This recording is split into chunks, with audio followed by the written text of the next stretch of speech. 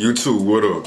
Right now we got Phil Jackson shares his story about Kobe Bryant during the statue ceremony. And shout out to Kobe Bryant, you know what I'm saying? Shout out to the host. Shout out to everybody who showed up as far as the Bryant family. Shout out to Pau Gasol, because he's a very good uncle or whatever, you know, godfather, whatever he is to Vanessa's children.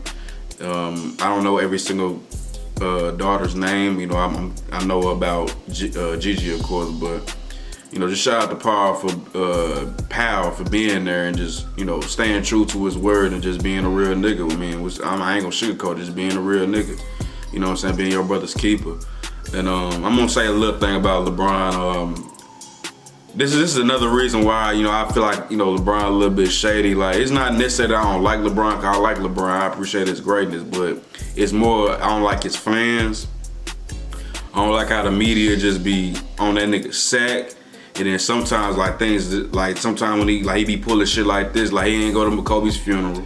He ain't going to Kobe's you know, statue ceremony when you was playing the game that same day. You know, it was some Lakers that attended, like Austin Reeves, Rui.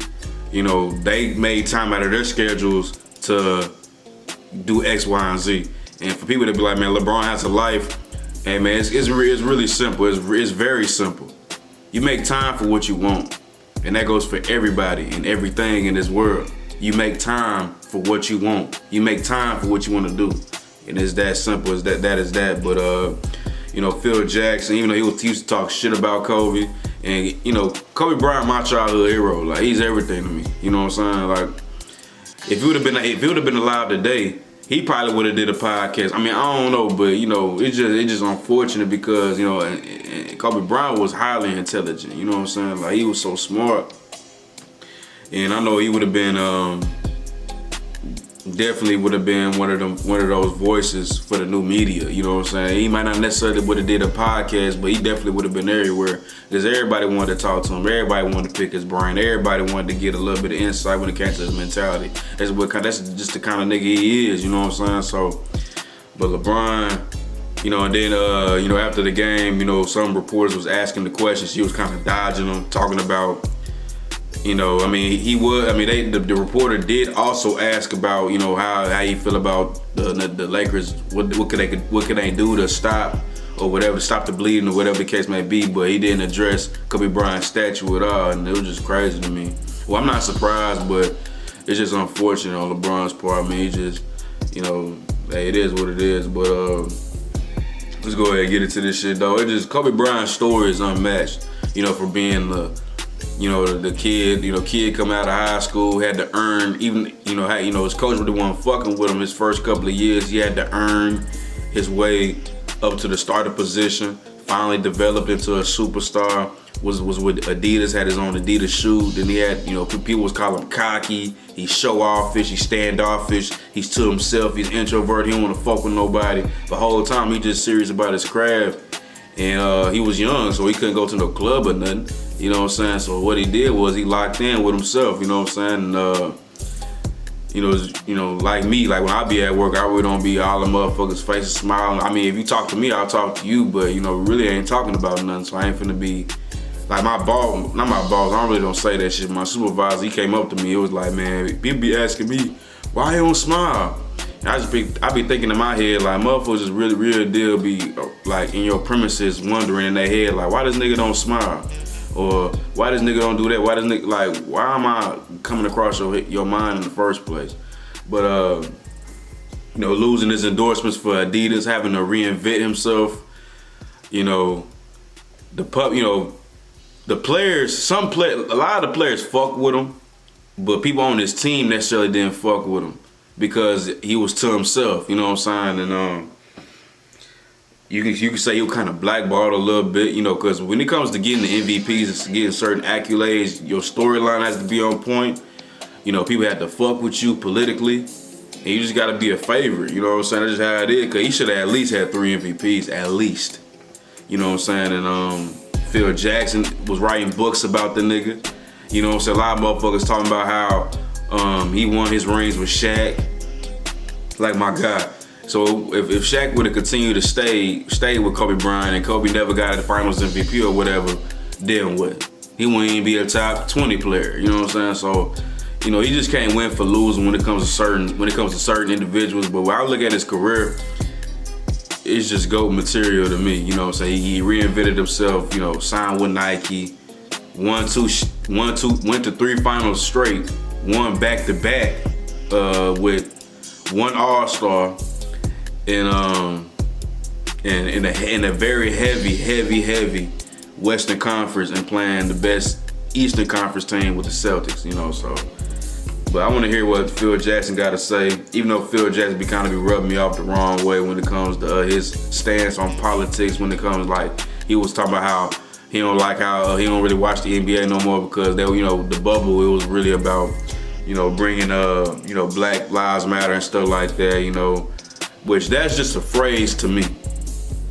You know, the organization Black Lives Matter, when it was first originated, it was actually trying to help the community itself, like really just trying to, you know, become independent and shit like that. But when it hit the mainstream, it kind of turned into something else, and it really ain't do shit. You know what I'm saying? So, but just the thought of it himself, and Phil talking about some down belong in sports, like nigga, this is reality, nigga, wake up. But anyways, he's a great coach. I can't take that from him, but he do be rubbing me off the wrong way when it comes to outside of basketball. So let's go ahead and get into this shit, man. R.I.P. Mamba, I love him, and I wish I would have been able to meet him, but it is what it is.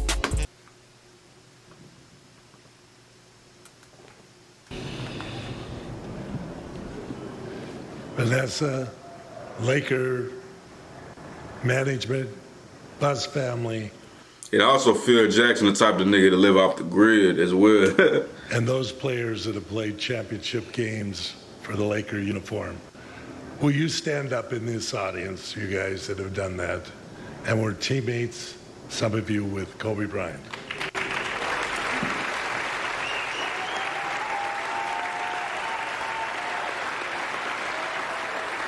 Man, Powell a real nigga, man. Thank you.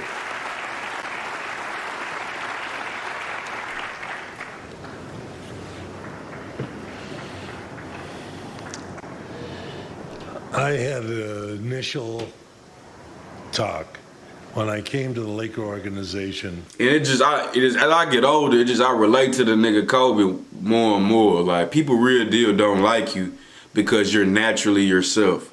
Like Kobe, I look at myself when it comes to Kobe, like, people don't like you because you're not very talkative. You know, you give off this standoffish attitude naturally. You don't talk shit about nobody, you don't do none of that shit. You just come in and do the work. You ain't high, kikiing, you ain't doing none of that. You know what I'm saying? You'll talk to people if people talk to you. You know what I'm saying? Even every blue moon, I'll initiate conversation.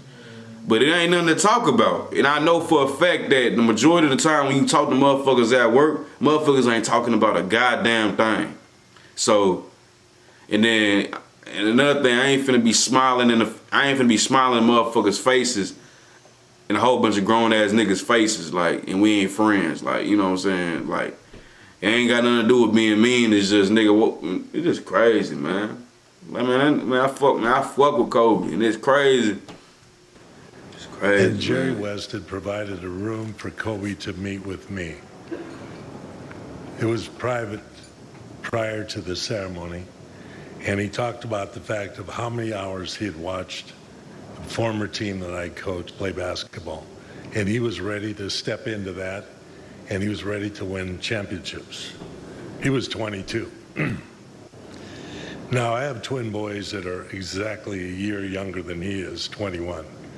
And being a father that has semi-delinquent children, I knew that this guy was much more serious than the children I was raising. He was very serious about this game. We struggled, Toby and I struggled a lot the first year. It was, I will tell you, like looking at Michael Jordan and Come Fly With Me, or whatever that video was. He had everything, all the markings, the way he posed, the way he held himself. It was almost amazing. And there were times I would pull him to the sideline and say, don't try to take over this game. It's not time. Don't try to take over this game. But he was dying to do so, and he was ready to do so. I arranged a meeting between Michael and Kobe to give him a little impression of how to handle. And shout out to Vanessa. But I'm gonna keep this y'all with 100. I still got like a little sour spot when it comes to her, cause I remember just being a kid listening to the Ricky Smiley morning show as a kid, like in elementary, finna be dropped off at school some days. And I remember they used to talk about the Kobe Bryant, like we were going through the divorce and shit like that. And that was back when Stay Scheming was coming out. And then Drake was like, "You weren't with me when I was shooting in the gym?" And I'm like, "Yeah, man." I'm like, "Yeah, man, yeah, man." Like, you know what I'm saying? And that kind of always was like, they were talking about shooting for to try to take some money. You know what I'm saying? And I just don't like shit like that, man. I just don't. I don't care who it is. I don't care how long they've been with each other. I just don't like that. I don't give a damn. I know it's controversial, but I just don't.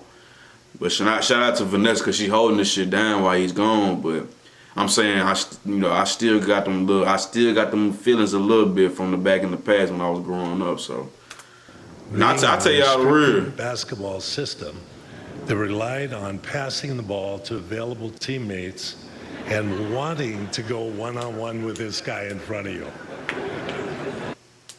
COVID-19. I'm not waiting. If it's COVID, Paxlovid. Paxlovid is an... So I arranged, we had a little meeting in the cigar room and off the bar downstairs, and Michael and I were sitting there, and Kobe walked in after a shower and the press and whatnot, and he sat down and he said, "Michael, I can take you one-on-one." Dead ass.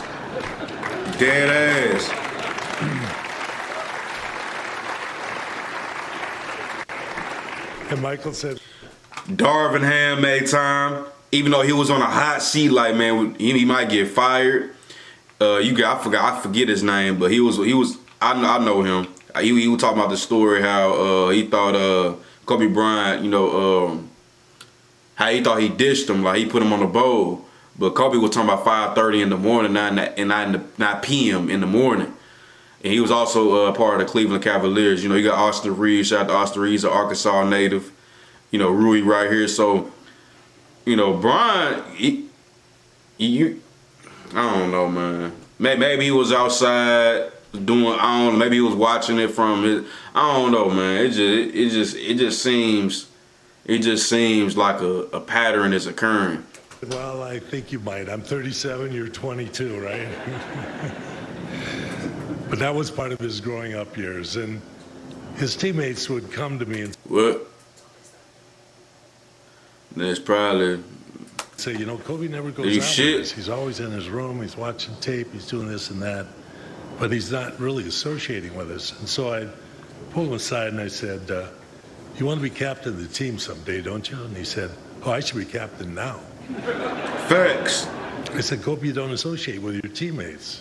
You're separate and apart." "Well, all they think about are girls and hubcaps and cars and whatever. I'm watching the game. It's a serious business for me." And that was how he was. Exactly. Cause he was one of the youngins, you know what I'm saying? Like I say, he came into the league when he was 17. So automatically he couldn't do everything, cause back then it was a grown man's league. Like a lot of niggas was doing like 3 to 4 years of college and then coming into the league, around that time. And a lot of motherfuckers was already on that grown shit. They were talking about, Kobe was just different. He wanted to be great. He knew what he wanted to do, and he wasn't a talkative nigga. He just wasn't. We wondered, was this going to happen? Were there times, so many times, when I had to kind of pull him over to the sideline and say, "Not yet. It's not time yet. Go inside, feed Shaq the ball. He'll get it to the open man." When we went into the playoffs, the answers were proven. You all remember various items that happened. One, the lob pass to Shaq in the 7th game of the Portland series that year. The Indiana series when he tore up an ankle in the second game when Rose put his foot underneath him and he landed awkwardly and sprained his ankle. The fourth game in Indiana, he came off during an overtime and won the game for the team, and Shaq picked him up and carried him off the court and said, "My little brother won the game for us today." And that's the making of a dynasty that happened those 3 years. And then there was a year of discontent. Shaq didn't get an operation till the season started. And Kobe, who was serious about maybe winning 4 in a row, not 3 in a row, wasn't enough. He wanted 4 in a row. Kind of held it against him. I had to say, basketball is basketball.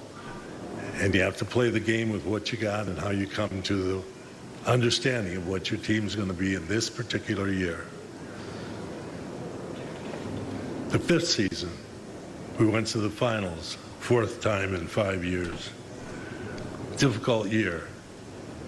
Gary Payton, Karl Malone were on our team. Karl was injured. Horace Grant was injured in the finals. And we struggled and lost.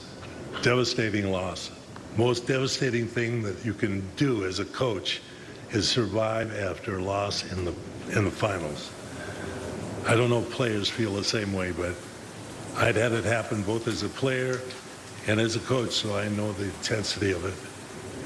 Coming back from a sabbatical, that's what I call it, to take the reins of the Laker team over again, Kobe and I worked out a pact. This time, let's cooperate and collaborate. And that we did. We collaborated on how we're going to get a center, Pau Gasol, to fill the gap.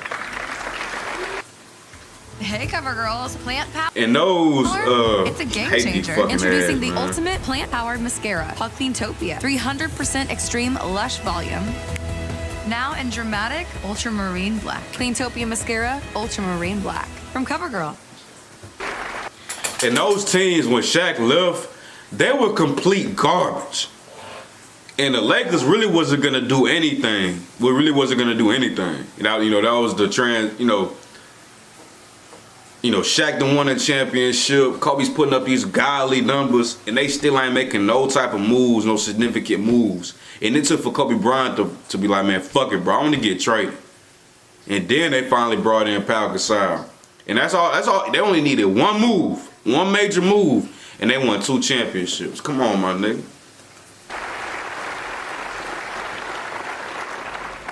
We collaborated on the players that were playing at a higher level and needed to have a boost or needed to have some kind of a charge put in them. Over the years, I've given him books on leadership. Winnie the Pooh in leadership.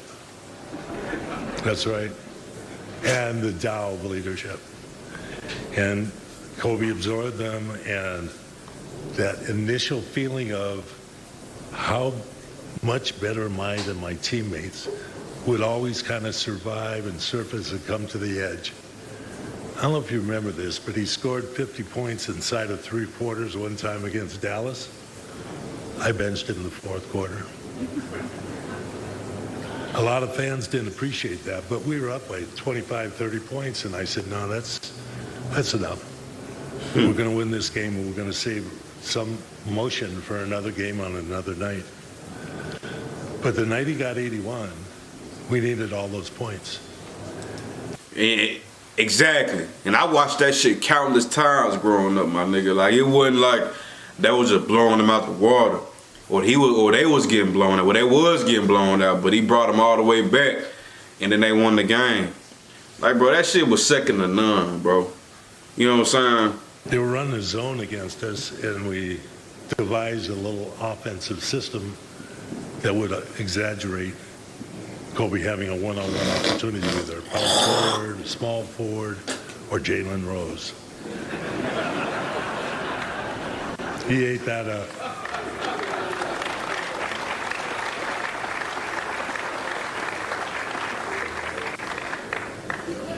There are 2 things that made me proud of Kobe and who he was. In the year of our discontentment, we had played a game on Tuesday night here in LA and flew up to Portland. Mardi Gras. I didn't know it was Mardi Gras until I got to Portland. The streets were still reveling with drunken young people at 3 in the morning. And we always had a kind of a statement about the NBA, bags at 2:30 or 3. It was Kobe. He'd been to Mass. He had ashes on his forehead. And I knew he was working on himself. Important. The 7th game of the playoffs against the Boston Celtics in 2010, Kobe was having a horrible game. He ended up being... So was everybody else. Game 7, everybody was off. Cause they was playing. If you watch that game, and I was watching that shit as a youngin', while my mama and my step-pops at the time was rooting for the Celtics, me and my homeboy Chad, Free Chad, I was in there praying that they would win. I was praying in my head. And they were playing defense. They were playing great defense. Both teams was not shooting the ball well. Go back and look at the tape, man. He's 6 for 24. But he still led the game in scoring with 23 and like 10 plus rebounds. So that night. And we kept saying to Kobe, stay inside the system. Don't go out on your own. Keep it moving. Keep the ball moving. Hit the open man. Make the motion that we have to go through. He finally got into it. We won the game. Ronnie Artest hit a 3 down the stretch, which was big.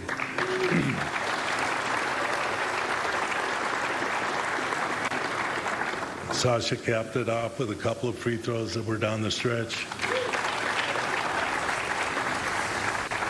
And we celebrated a highly intense rivalry. Jay Leno had the team, invited the team to go on a Tonight Show, and about 7 or 8 of them came on the Tonight Show, and some of them were in the front, some were sitting in the back on chairs. And as Jay Leno was trying to make humor, he said, who's this guy that was always in a uniform, or never in a uniform, always dressed? It's sitting behind you right there. And Kobe said, don't make fun of Adam Morrison. He's one of our teammates. He puts in the work. He may not get to dress, but he puts in the work and he's part of our team. And then I knew that's when I was the proudest of Kobe.